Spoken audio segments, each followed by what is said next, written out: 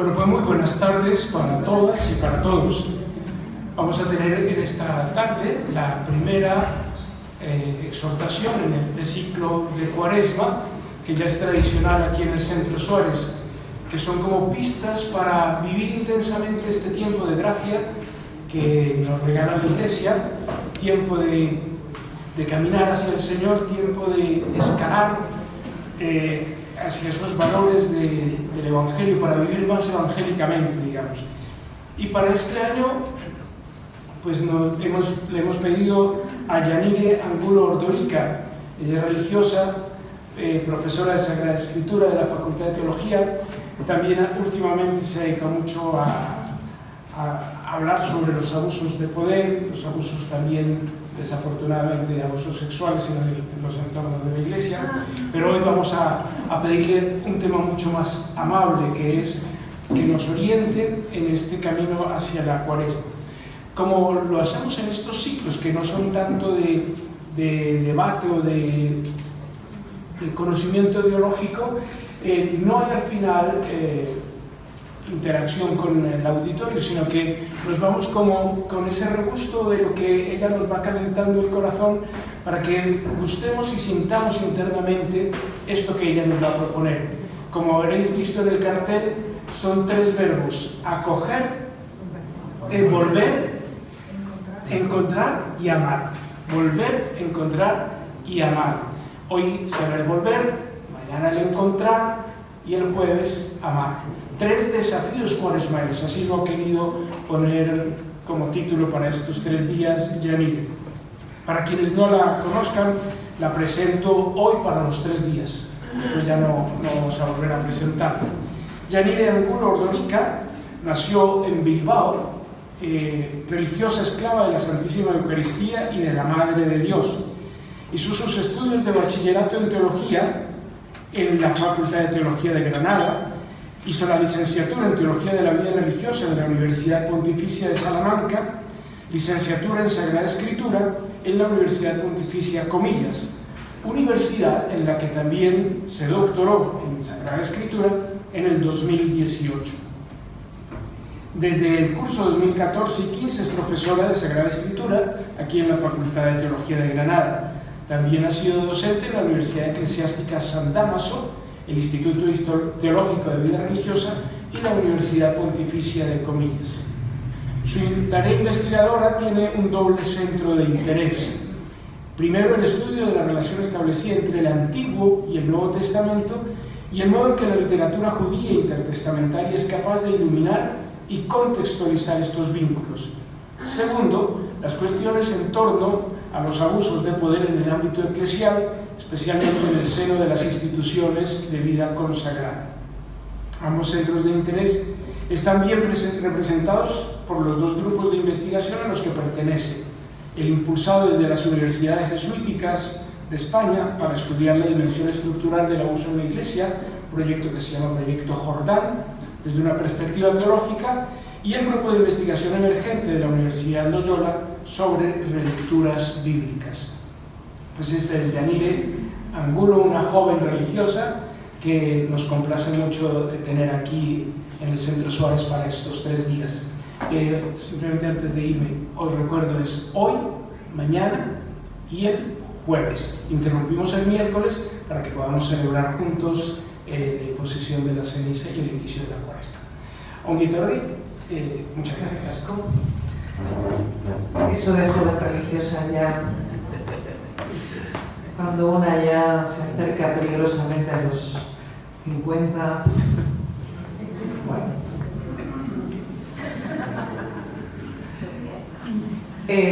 bueno, lo primero de todo, muchas gracias por la invitación, pero sobre todo por la confianza, porque efectivamente la Cuaresma es uno de esos tiempos fuertes que nos hace bien cuidar, nos hace bien mimar, y entonces, bueno, confiar que, bueno, pues puede ayudar en esta tarea, pues es algo digno de agradecer, ¿no? Esta confianza en mí y que, bueno, pues puedo compartir algo que os pueda ayudar. Siempre es la cuaresma es un tiempo de resetear, ¿no? Diríamos con los ordenadores, ¿no? De reconfigurar un poco la existencia en torno al Señor y a su Evangelio, y por eso nos hace bien parar, nos hace bien resituarnos, nos hace bien mirarnos hacia adentro. Y cuando estaba dándole vueltas a qué compartir con ustedes en estos días, pues me daba la sensación de que a veces la cuaresma nos la planteamos un poco como el comienzo de año con muchos objetivos. Este año en cuaresma voy ya no digo como cuando cambiamos el año y decimos este año voy a ir al gimnasio, voy a hacer deporte, voy a aprender inglés, bueno, esas cosas que nos proponemos y que aproximadamente duran las dos primeras semanas con suerte. Y a veces a nivel creyente nos planteamos la cuaresma en esta clave, como marcándonos objetivos, planteándonos desde el inicio qué quisiéramos vivir, o por lo menos, suele ser muy frecuente y una servidora pues también lo ha vivido, lo vive de vez en cuando, ¿no?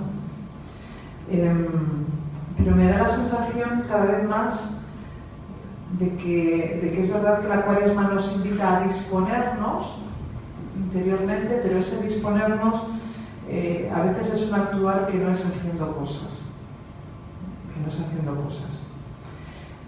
que es nuestra tendencia, porque cuando hacemos cosas, cuando nos proponemos cosas, cuando nos marcamos objetivos que nosotros podemos hacer, llevamos nosotros las riendas, controlamos nosotros qué hacemos y qué no hacemos.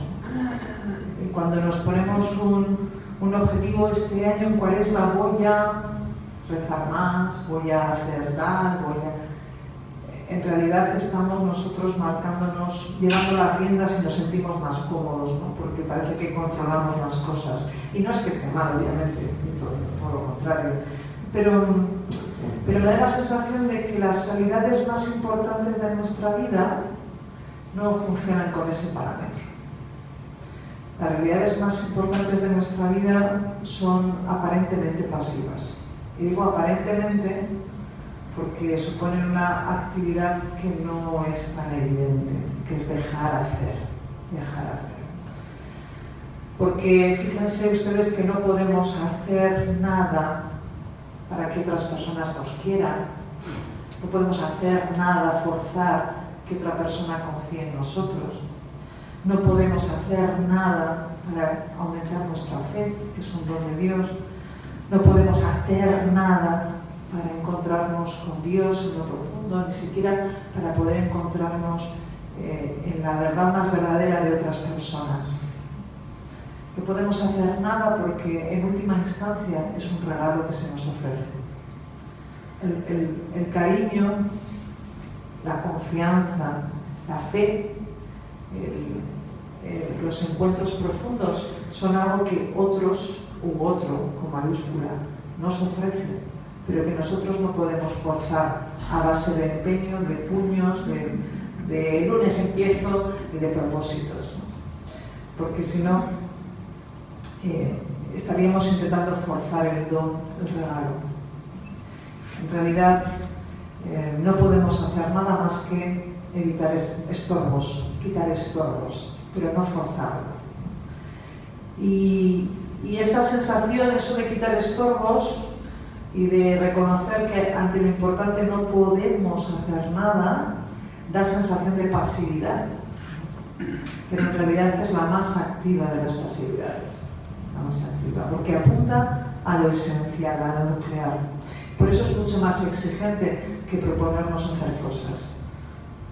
Es mucho más exigente, porque no afecta a la voluntad, sino que afecta a nuestra capacidad de acoger el regalo, de acoger lo que no es merecido, de acoger lo que se nos viene con gratuidad. Y como les decía, la cuaresma es un tiempo muy propicio, que se nos brota con cierta facilidad, pues eso, ponernos objetivos, proponernos cosas, plantearnos qué voy a hacer, pero quizá nos viene bien cambiar un poquito la mirada y plantearnos que este año la Cuaresma que viene implacable año tras año, no hay manera de escaparnos de ella, ¿no? Este tiempo litúrgico fuerte quizás sea un kairos, un tiempo oportuno, un tiempo propicio para dar paso a la acción de otro, ¿no? Quizás sea un tiempo propicio para volver a lo importante, para dejarnos encontrar por otro y para ir aprendiendo a amar más y mejor. Fíjense que he dicho volver, he dicho encontrar, he dicho amar, que son los 3 verbos que les propongo que nos acompañen durante esta semana.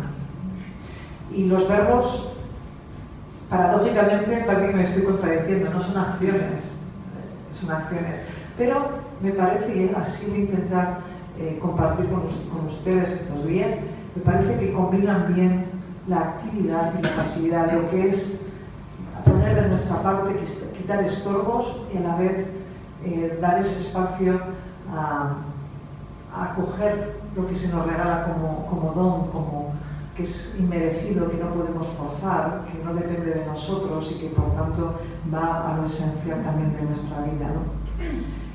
Ese juego de pasividad y actividad en el fondo apunta a la dinámica cristiana esencial que es don y es tarea, porque todo don de Dios, todo regalo, todo aquello que se recibe gratuitamente se nos transforma en tarea, en responsabilidad, en algo que llevo adelante, ¿eh? Y son como las 2 caras de una misma moneda, pero todo el movimiento empieza con un regalo, no empieza con nuestros puños y nuestro esfuerzo, sino con un regalo que acogemos, ¿no? Por eso les decía estos 3 verbos, a pesar de que son acciones, de que tienen algo que nos implica y que nos pone a nosotros también en movimiento, también empiezan por un don y también tienen mucho de ese juego de actividad, pasividad, de don, tarea, que atraviesa paradójicamente y misteriosamente toda la existencia cristiana. Y desde esa clave pues les invito a este recorrido, a este tour que vamos a hacer estos 3 días, ¿no? Y hoy, bueno, pues como aparece ahí, vamos a ocuparnos de volver, del verbo volver, ¿no? Que es la invitación que vamos a escuchar el miércoles, cuando se nos imponga la ceniza y cuando celebremos el comienzo de la Cuaresma. Se nos llama a recordar que es un tiempo de cambio, que es un tiempo de volver, ¿no? Se nos va a decir, conviértete y cree en el Evangelio. Yo recuerdo una anécdota de un niño en el colegio, un niño pequeño que decía que no quería imponerse la ceniza porque decía que él no se quería convertir en nada. Vamos a escuchar eso un año más, una vez más. Conviértete y confía, cree en la buena noticia de Jesús, ¿no? Pero, ¿qué significa convertirse en la lógica bíblica? Tenemos como muy metido un sentido más bien griego, que respondería a metanoia, ¿no? el cambio, la conversión, que tiene que ver, o que apunta, ese metanoia griego, apunta al cambio de mentalidad, de lógica, de cabeza, de darle la vuelta al calcetín lógicamente, ¿no? Y es mucho más que cambiar ideas, es mucho más que cambiar las ideas, es en el fondo dejarnos sorprender y volver o dejarnos acercar a una lógica que es la del Evangelio, que no tiene nada que ver con nuestras racionalidades, ¿no? Y tomar conciencia de que la lógica de Dios y la del Evangelio no responde a nuestras lógicas, que nos chirría por dentro, aunque lo hayamos escuchado muchas veces y aunque lo tengamos un poco domesticado, ¿no? Porque eso de que hay que perder para ganar, eso no es nada lógico.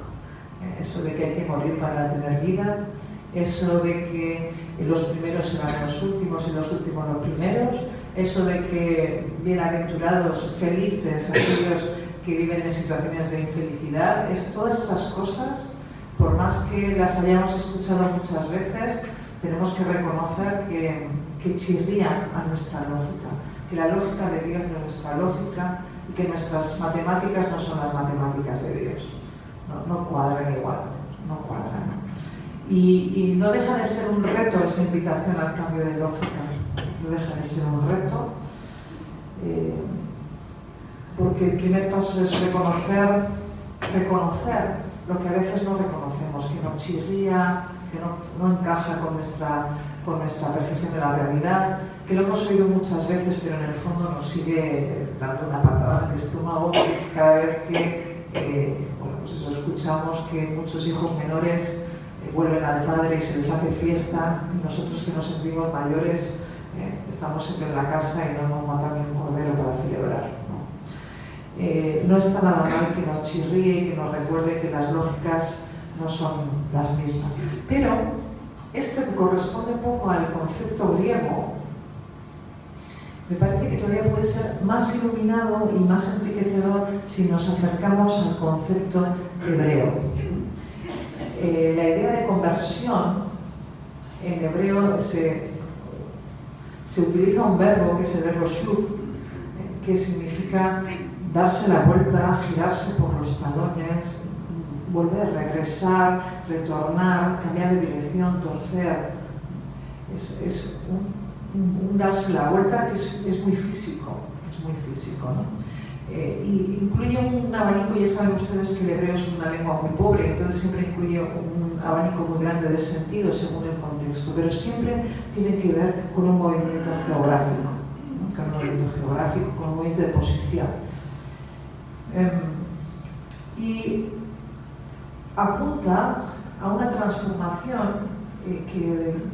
que es muy global, que no solo es un cambio de lógica, que es un cambio muy global, ¿no? Y por eso es el verbo que se emplea en los textos en hebreo para hablar de convertirse, de restablecer o de cambiar la actitud para con Dios y para con los demás, ¿no? Ya les decía que una de las características del hebreo es que es una lengua muy pobre y entonces en un único término hay una amplitud de significados muy amplia. Pero es que además otra de sus características es que es una lengua muy concreta, que no entiende de abstractos. El lenguaje griego sí es más abstracto, el hebreo no entiende de abstracto. Por eso cuando quiere hablar del enfado habla de las narices. También nosotros decimos que se le echa las narices a alguien, pues en hebreo enfado y nariz es la misma palabra. O cuando quieren hablar de interioridad hablan de los riñones, porque ¿qué hay más íntimo de alguien que un riñón, ¿no? No solamente por lo que nos cuesta un riñón, sino...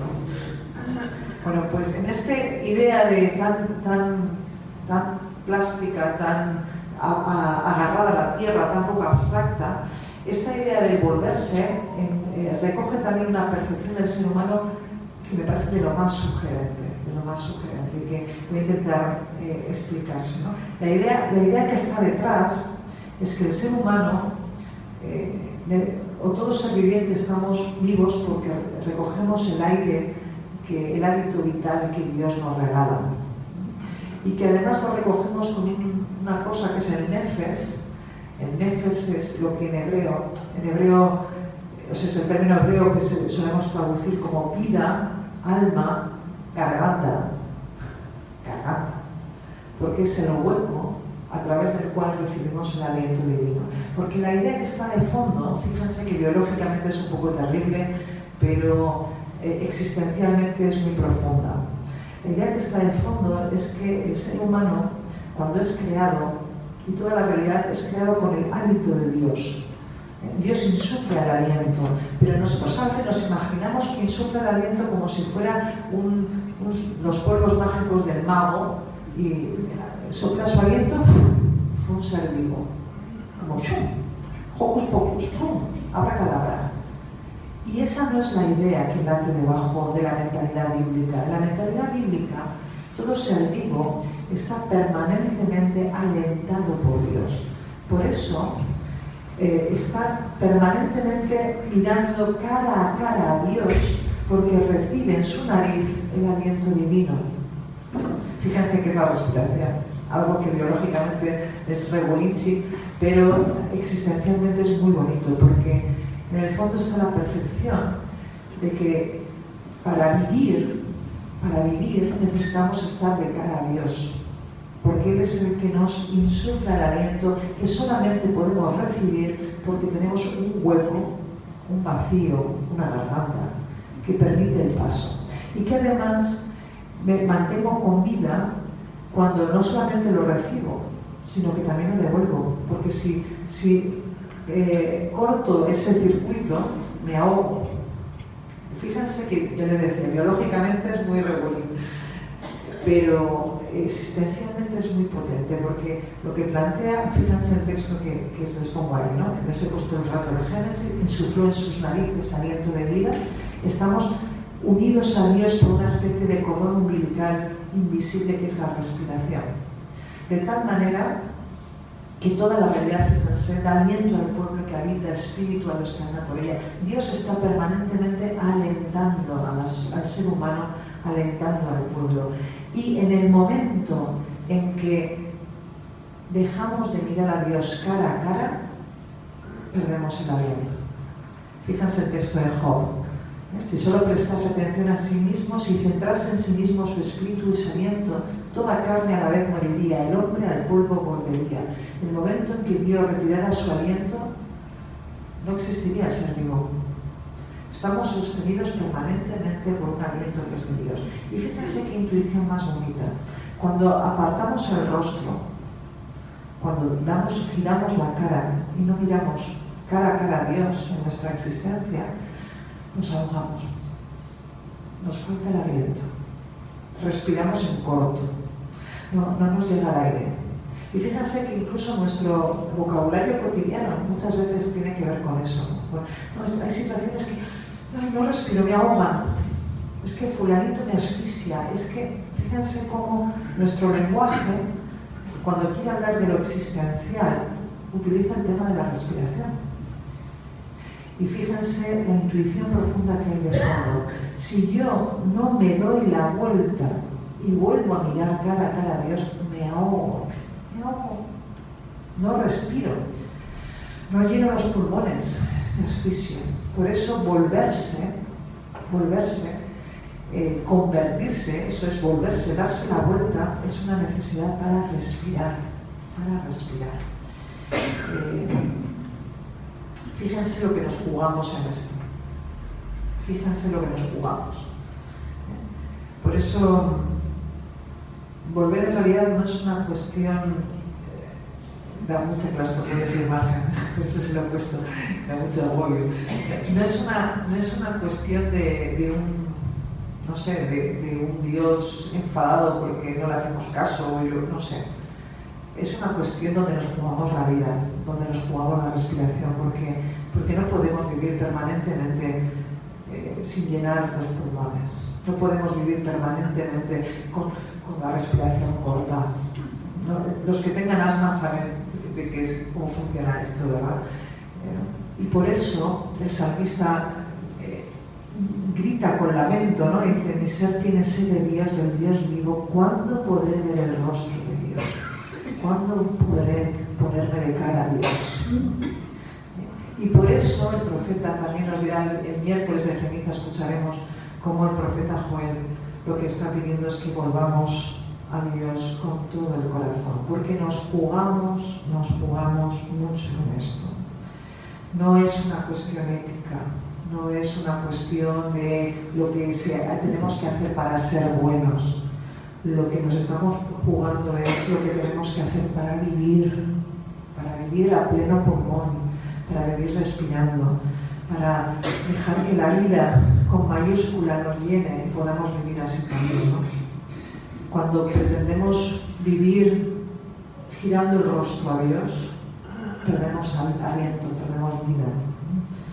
Por eso necesitamos volver el rostro a Él, mirarle de cara, recuperar el aliento. Y desde esta clave, pues es muy distinta esa invitación a volver a Dios. Insisto, no es un Dios ofendido que tengo que volver porque se ha enfadado. No, ahora me enfado yo. No, es un Dios que nos quiere respirando a pleno pulmón, que nos sueña viviendo a plena vida, que nos quiere enteros y dando vida, ¿no? Y respirando al 100%. Es el lamento de quien ama con locura y le duele en propia carne, quien no puede estar viviendo como está llamado a vivir. Los que son padres y madres saben de esto, ¿no? El dolor ante, bueno, pues cuando vemos que alguien a quien queremos sufre o no vive como está llamado a vivir, o quisiéramos hacerlo todo, ¿no? Por eso esa invitación a volver no es por Dios, es por nosotros. No es que le debamos nada a Dios, es el lamento de un Dios que nos quiere con locura y que nos quiere más de lo que nosotros somos capaces de imaginar, ¿no? Y desde ahí hay que entender esa insistencia: volved a mí de todo corazón. No porque Dios vaya a ganar nada, sino porque quienes ganamos somos nosotros. Y además con todo el corazón, que en la lógica bíblica, en la antropología bíblica, el corazón es un elemento esencial del ser humano. Nosotros, ahora que estamos en el mes de Día de los Enamorados, San Valentín, la gente no sabe que es San Cirilo, San Metodio, ¿verdad? San Valentín. El otro día me pasaron un meme que decía: cariño, ¿a dónde me vas a llevar a San Valentín? En San Valentín, a misa, que es miércoles de ceniza. Bueno, tonterías aparte. El corazón no es, fundamentalmente, la lógica bíblica no es solamente ni fundamentalmente la sede de los sentimientos. Eso es muy nuestro, ¿no? Le ponemos corazoncitos y pensamos en sentimientos, en emociones. No solamente. En la lógica bíblica, el corazón es también el lugar de los pensamientos, el lugar de la voluntad, el lugar de las decisiones. Es la totalidad del ser humano, pero desde esa perspectiva de la decisión, de la voluntad, del afecto, del núcleo esencial del ser humano. El corazón es el núcleo del ser humano, lo esencial, la identidad más profunda, que incluye, y nuestra identidad profunda incluye todo, incluye emociones, incluye voluntad, incluye decisiones, incluye todo lo que somos. No tenemos cajoncitos, ¿no? Divisiones internas para ver qué somos o dejamos de ser. La invitación es a volver el rostro a Dios con todo lo que somos, con todo lo que somos, en todos los aspectos de nuestra vida, en todos aquellos que están invitados a vivir, a respirar profundamente. No se trata de volverse de cáscara desde fuera o por apariencia o hacer ciertas cosas. Todos sabemos que en Cuaresma tenemos una serie de prácticas habituales que están fenomenal, siempre y cuando no sean prácticas de cáscara, sino que sean expresión de lo que vivimos por dentro. Podemos guardar la vigilia religiosamente los viernes y comernos una mariscada estupenda. Igual hasta algunos se va ganando. No se trata de volver de cáscara, no se trata de hacer cosas desde fuera, sino una llamada y una invitación a que lo nuclear de nuestra existencia se ponga de cara a Dios. Se ponga de cara a Dios. Regresar a aquello que nos da vida. Regresar a aquello que nos hace respirar. Y por eso, la Cuaresma, podemos acercarnos a la Cuaresma preguntándonos ¿qué nos corta la respiración? ¿En qué aspecto de nuestra vida, en qué dimensión de nuestra vida, dónde siento que no estoy respirando a pleno pulmón?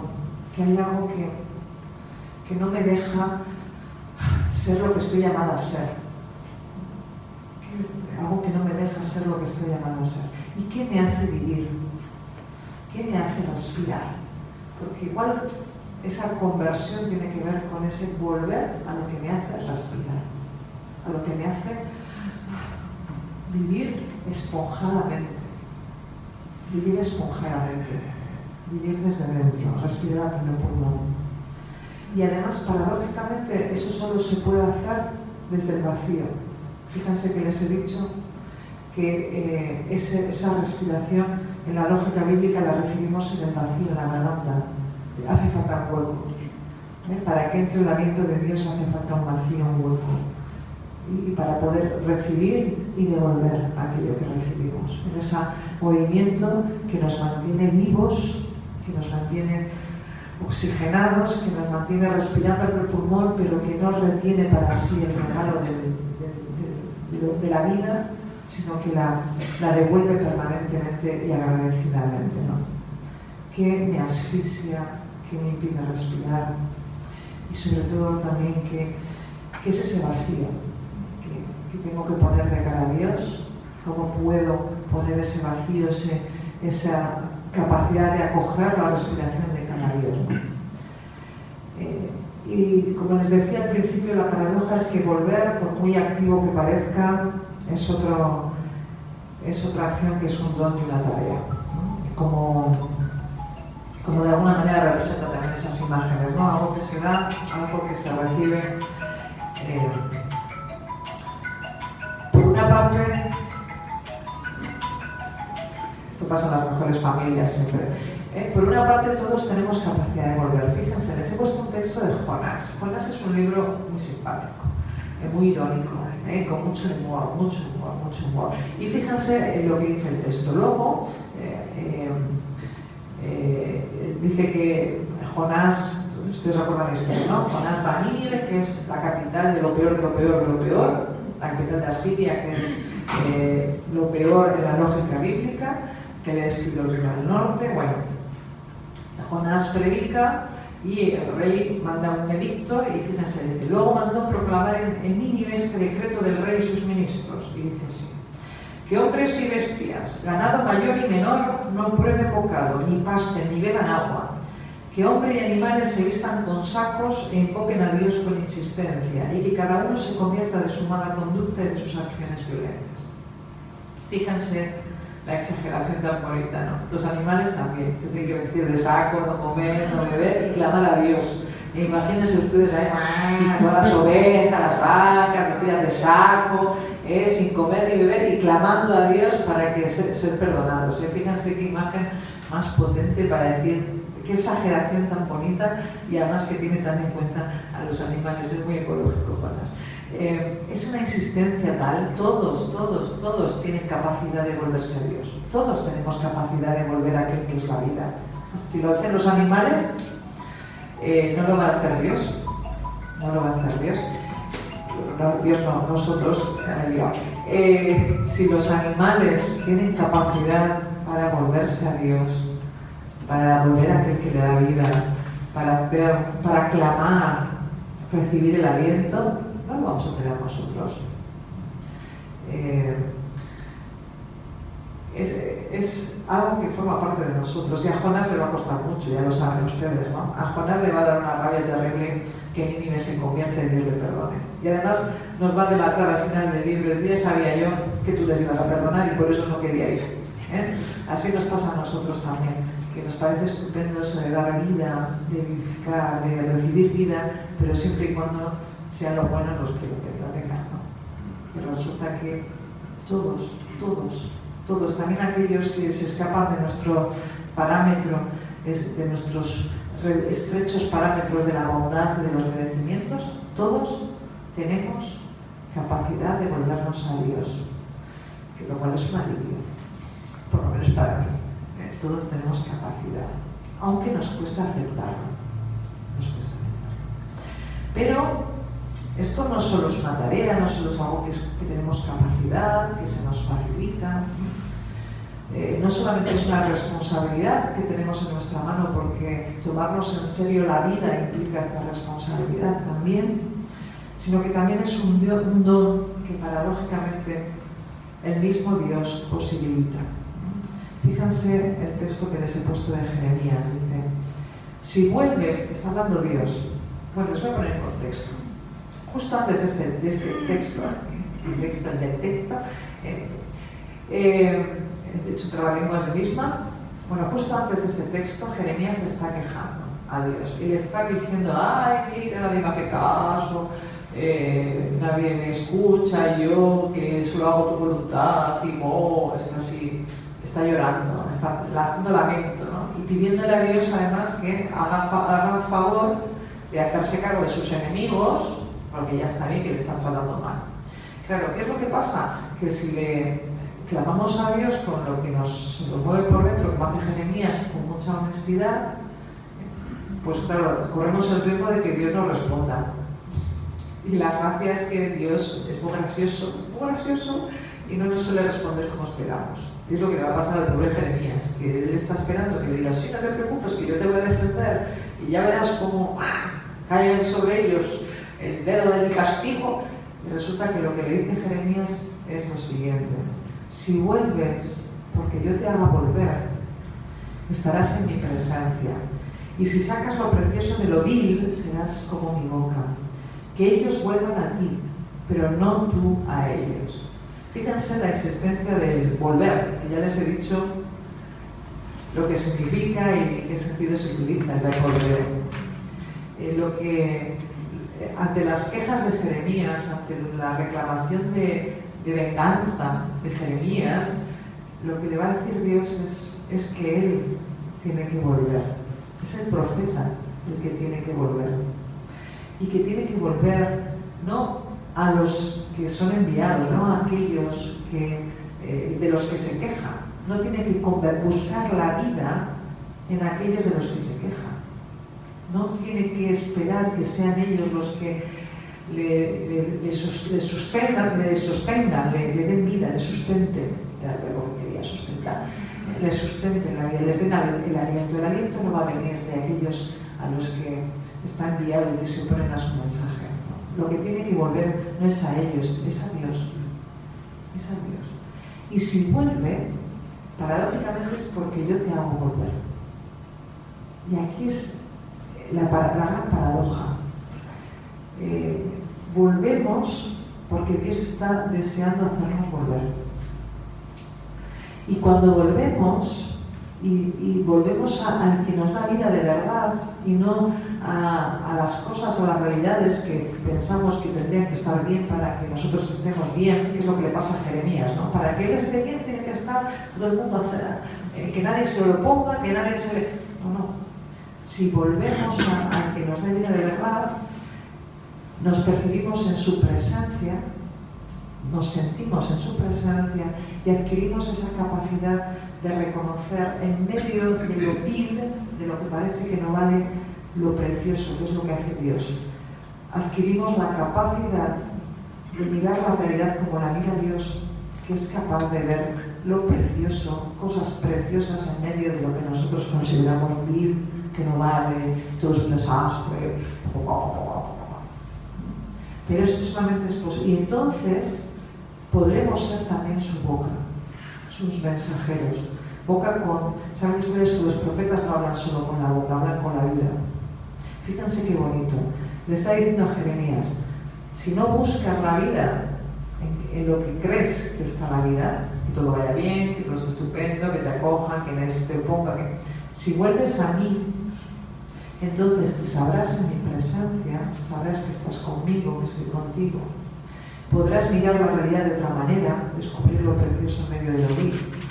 Y podrás hacer de profeta, podrás hablar con tu vida en mi nombre. Pero para eso, fíjense, si vuelves, porque yo te haga volver. Que es antes el huevo o la gallina, ¿no? Volvemos porque volvemos y volvemos porque nos hace volver. Pues probablemente en cristiano es porque nos hace volver. El don siempre precede a la tarea y a la responsabilidad.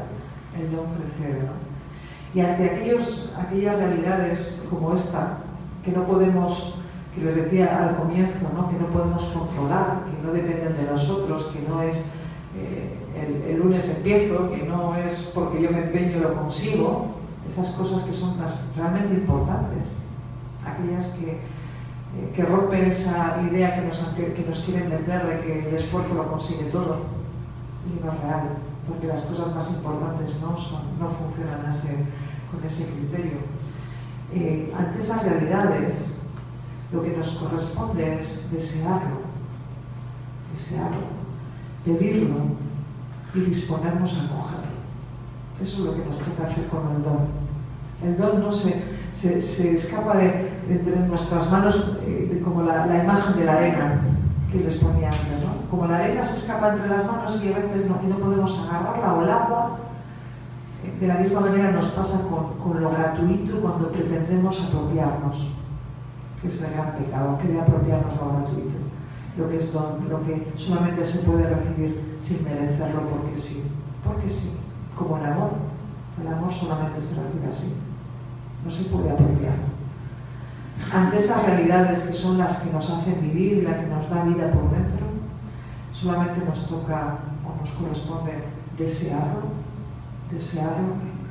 y quien lo desea y sabe que no está en su mano lo pide, y quien lo desea y lo pide se dispone a acoger aquello que se nos escapa, Y quizá esta sea la tarea de la Cuaresma, que parece muy pasiva, pero ustedes verán que de pasiva nada y de fácil tampoco. Igual esta es nuestra tarea de Cuaresma, ¿no? ¿Qué deseamos? ¿Qué deseo? ¿Cuánto deseamos que el Señor nos haga volver? ¿Cuánto lo deseamos? ¿No? Pero el deseo de verdad, porque hay deseos que solo quieren el final, pero no quieren el camino, no quieren lo que implica disponernos a acoger el deseo. Puedo desear tocar el piano fenomenal, pero no el trabajo cotidiano que implica tocar el piano, ¿no? Quiero levantarme un día y de repente tocar como Chopin, sí, pero eso sin horas de trabajo no existe, ¿no? ¿Cómo están nuestros deseos, ¿no? Y convertir ese deseo, ese anhelo en una petición que nos ponga en movimiento, porque desear ya es un don de Dios. Esa es la paradoja. Desear volver, desear que Dios haga volver, ya es que Dios nos está haciendo volver. Parece un juego de palabras, pero no lo es, espero que no parezca un juego de palabras, ¿no? Les decía, el don siempre precede a la tarea. El huevo y la gallina, en ese juego, no, Dios siempre pone en nuestro corazón el don, aunque sea en forma de deseo, de anhelo, de búsqueda, de inquietud. Y Él es el que nos hace volver, y volvemos porque Él nos hace volver y nos pone ese deseo, aunque tengamos que hacer también nosotros nuestro camino, nuestro proceso. Este juego entre don y tarea en esta cuestión de volver se hace muy evidente en un texto del profeta Oseas, ¿no? Que les comparto ahí. Bueno, les comparto ahí todo menos el siguiente versículo, que luego les cuento cuál es. Miren, el profeta Oseas termina, el libro del profeta Oseas termina, como la mayoría de los libros proféticos, con textos optimistas, con textos de consuelo, con promesas de consuelo, de ánimo. Y lo que plantea el profeta es un modelo de confesión, de arrepentimiento de Israel. Va a imaginarse o va a plantear cuál es la confesión de pecado, la confesión de Israel más honesta, más verdadera, la mayor expresión de conversión de Israel, ¿no? La idílica. Y fíjense lo que va a decir.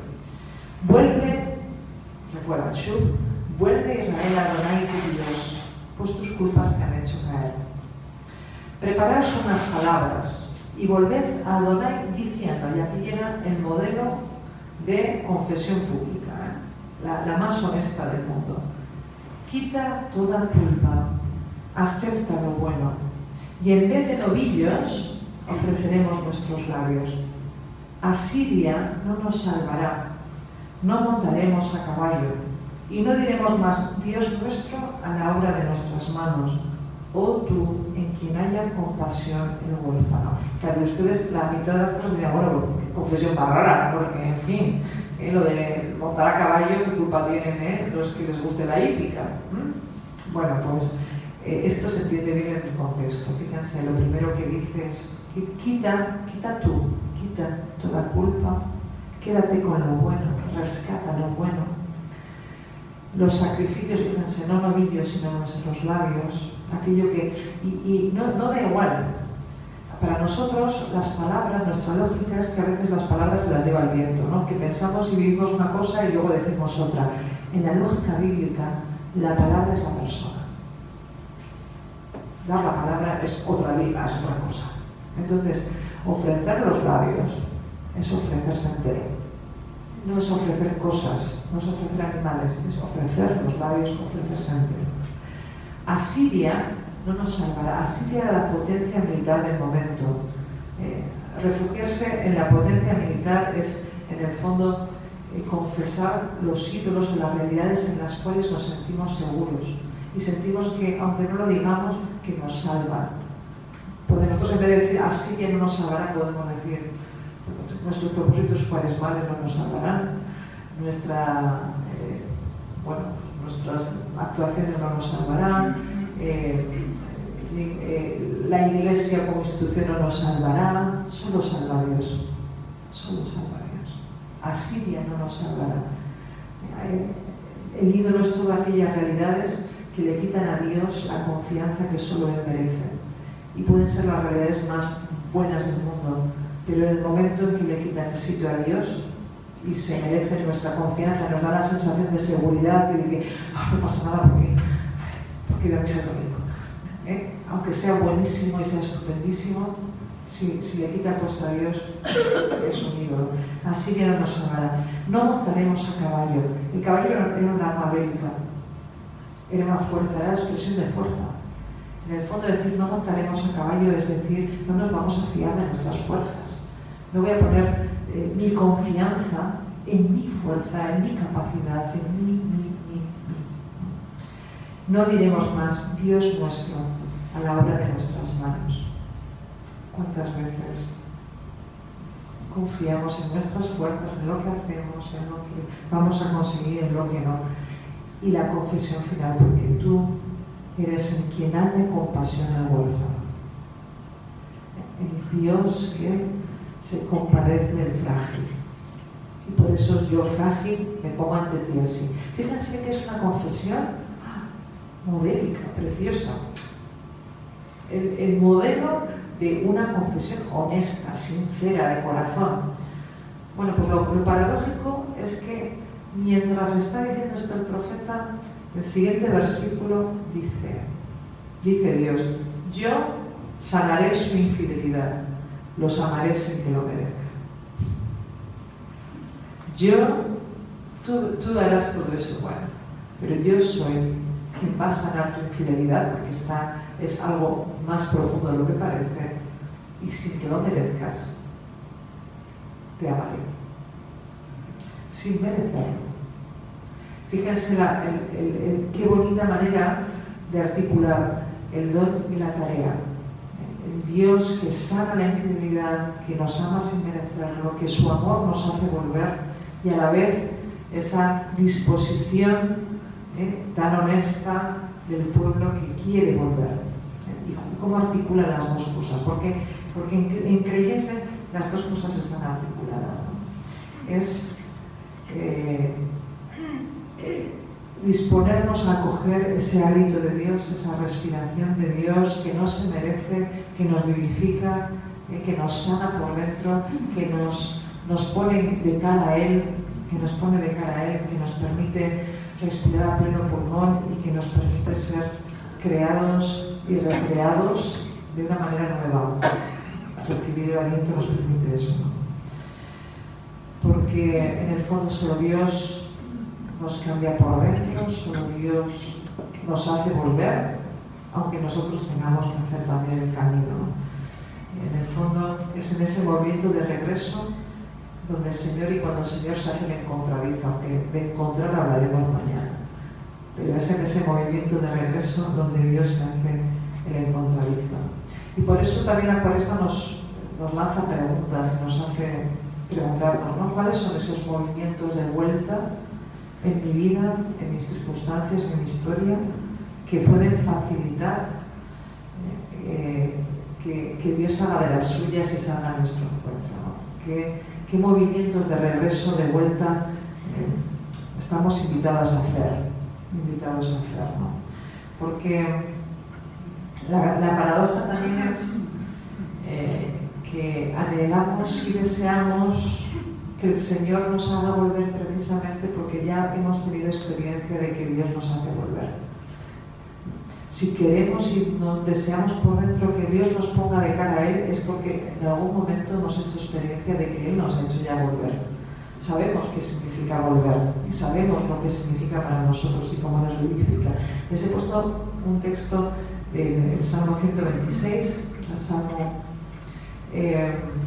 precisamente de exiliados, ¿no? De aquellos que están en el exilio babilónico y que empiezan el camino de regreso. Y fíjense, dice, cuando Adonai hizo volver la suerte de Sion, cambió la suerte de Sion, hizo volver, es lo que dice el texto literalmente, dice, hizo volver la suerte, dio la vuelta a la suerte. Algunas traducciones hablan de hizo volver, cuando hizo volver a los exiliados. El texto literalmente dice, cuando hace volver la suerte de Sion. ¿Por qué? Porque el regreso de los exiliados se entiende como el modelo del cambio. Estás fuera y vuelves a la tierra, eso es una locura, ¿no?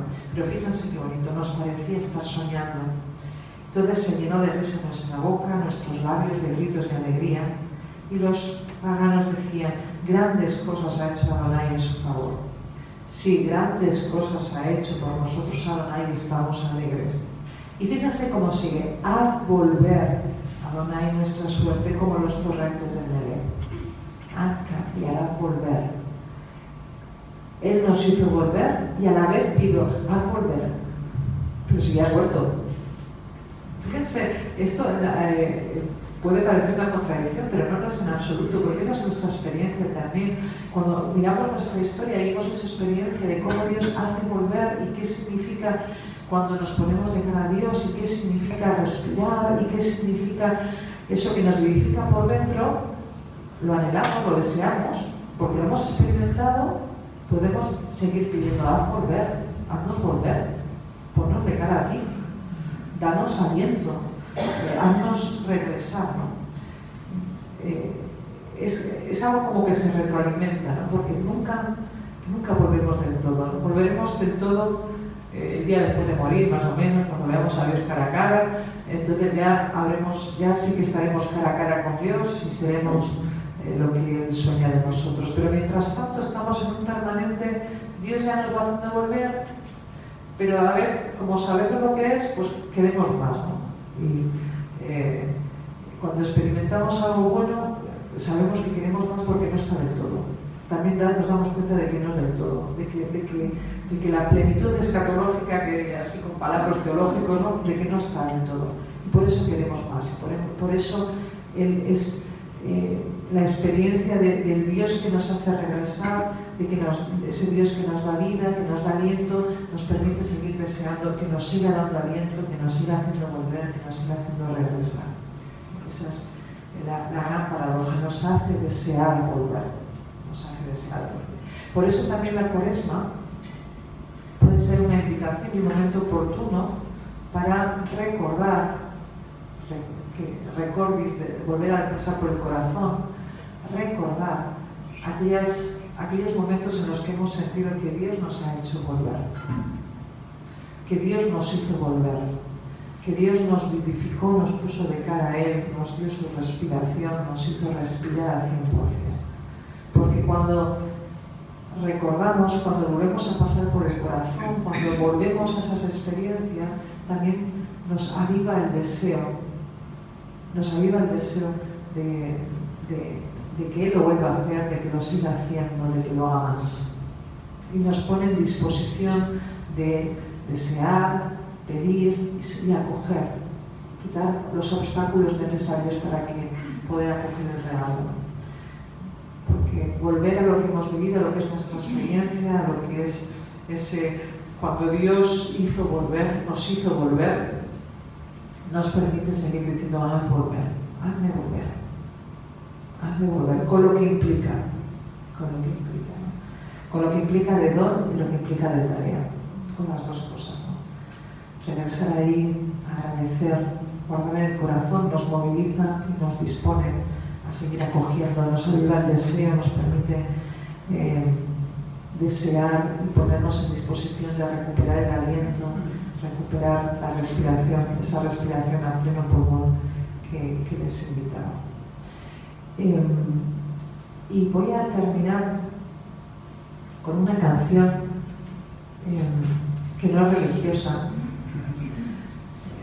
pero que recoge muy bien esa experiencia profundamente antropológica de lo que implica el deseo de respirar, que expresa muy bien esa vivencia, esa invitación a volver el rostro a Dios para que nos haga respirar y respirar a pleno pulmón y vivir vueltos a Él porque Él nos haga volver. Pues bueno, desde que Jesucristo se encarnó ya no hay diferencia entre sagrado y profano porque Él asumió la humanidad, ya no hay diferencias abstractas. Por eso también en canciones y en los anhelos humanos que se expresan en canciones no religiosas podemos intuir el anhelo de encuentro y de vuelta a Dios, ¿no? Bueno, pues con esa canción cerramos esta charla.